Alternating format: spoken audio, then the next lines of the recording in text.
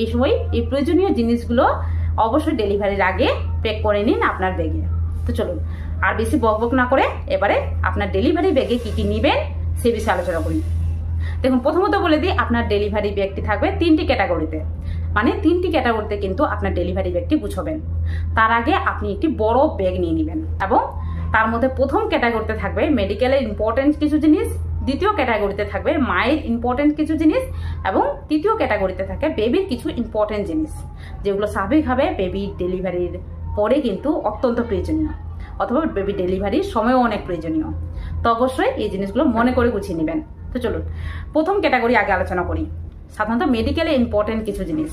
দেখুন, medical important জিনিস বলতে গেলে প্রথম যে পয়েন্টের কথা বলবো সেটি হলো সাধারণত আপনার পুরো প্রেগনেন্সিতে যা যা রিপোর্টস হয়েছে, যা যা স্ক্যানিং হয়েছে, যা যা আলট্রাসোনোগ্রাফি হয়েছে, পুরোটাই কিন্তু স্বাভাবিকভাবে একটি ভালো ফাইলে কিন্তু নিয়ে নেবেন।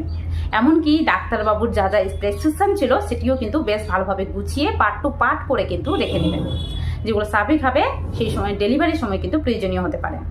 এছাড়াও এই সময় বিশেষ